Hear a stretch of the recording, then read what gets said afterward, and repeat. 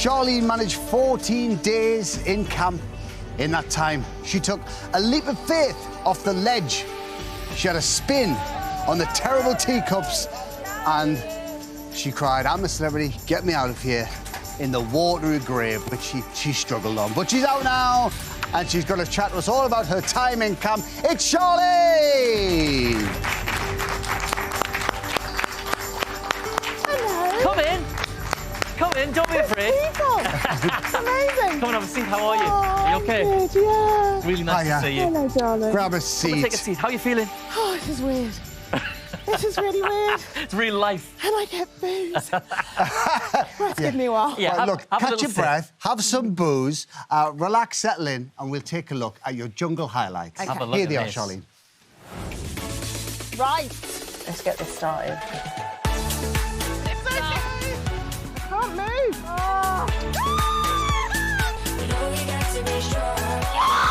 Oh, my God. I don't think anyone else is here. I really want to leave here feeling like I achieved something incredible for me. Are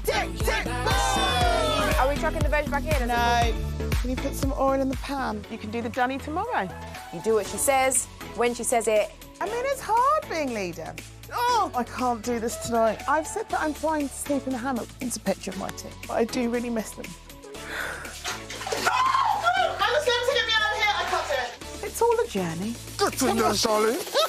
Let's go. Charlene's like my sister in here. Oh, fine!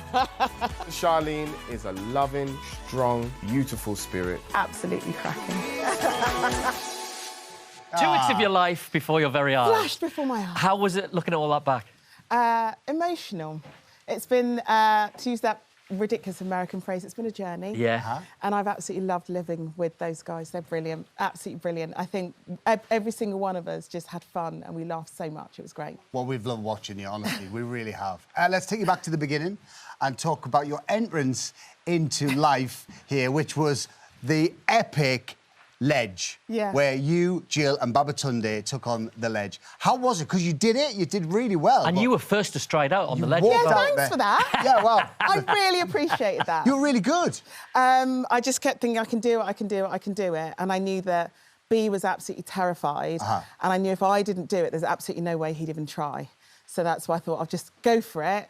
And then hopefully he will follow and be all right. What a start it was. And then you settled into camp life. But things were kind of disrupted by the late arrivals, especially Matt Hancock coming in.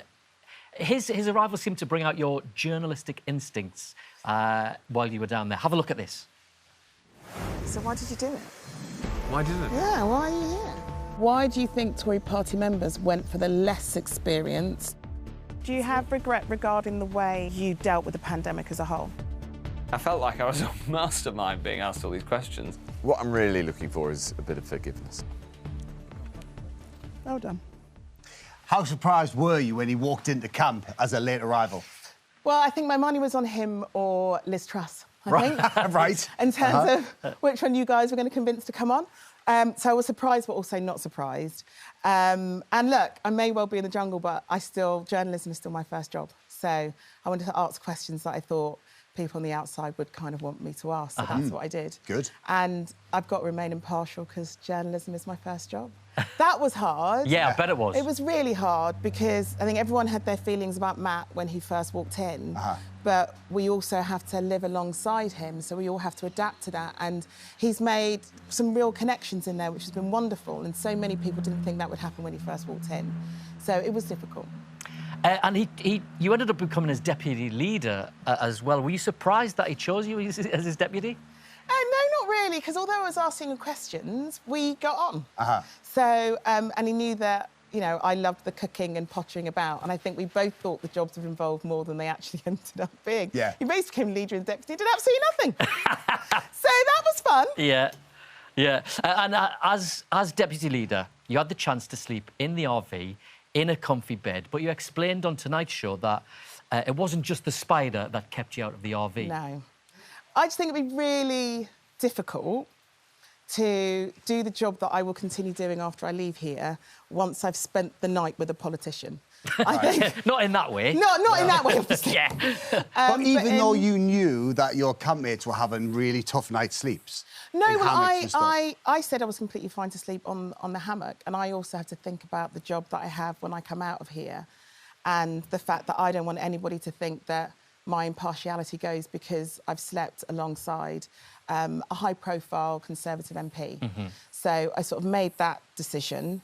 But I also kept saying, I will sleep on the hammock, and I slept on the hammock, and it was a really comfy night's sleep. Was it? Yeah, it was. Genuinely? No, genuinely, it was a really comfy night's sleep.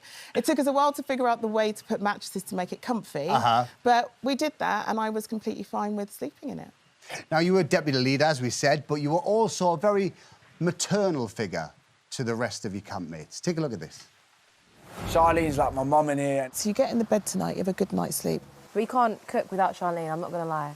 She's the person that delegates and, you know, she gets everybody doing things. Slice them, and we stir-fry them with the spring onions. I'm giving this to Charlene, just letting you know, because she's been our mum and she's been cooking for us. Hey! You did take a very maternal role very, very quickly, very early on. Did that just come naturally? Did that just... Well, yeah, I think Sue and I did it very naturally because we were the only mums in camp. And I think once you are a parent, you kind of take on this role wherever you go. And a lot of the guys were a bit uncertain about stuff, and so I think Sue and I both decided to sort of take the bull by the horns and just get on with it, really. Yeah. And you loved to cook when you first went in there, Yeah. but when you became deputy leader, you couldn't get involved. How hard was that, stepping away? I mean, you still had a few words, didn't you? You're like, Scarlett, don't do it like this, do it like this. Yeah, I found it frustrating. I bet you did. But also, we wanted to give Owen the gift of learning to cook. Right. Which it cook more than stir fries, which is what he cooks when he's at home. Yeah. And it was really, really nice just to see him grow and learn. That was wonderful, actually. Yeah. You did your fair share of trials and challenges and attempts to win the food in there. What was the hardest? Yesterday? Yeah. I mean, you saw the world just crumbled yesterday. Yeah, I really felt for you. I think now I've had a sleep on it. Yeah.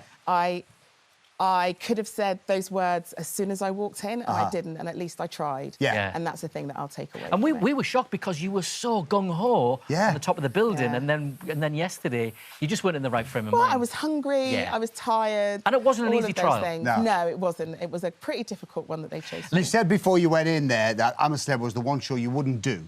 You did it. Are you pleased? Are you pleased you done it? Absolutely. Good. That's what we want to hear. Listen, before we let you go and FaceTime the kids, who would you like to see win it now? I would love Sue or Mike to win because I think they're superstars. Great. Well, listen, thank you very much. Thank you, Charlene. You did it.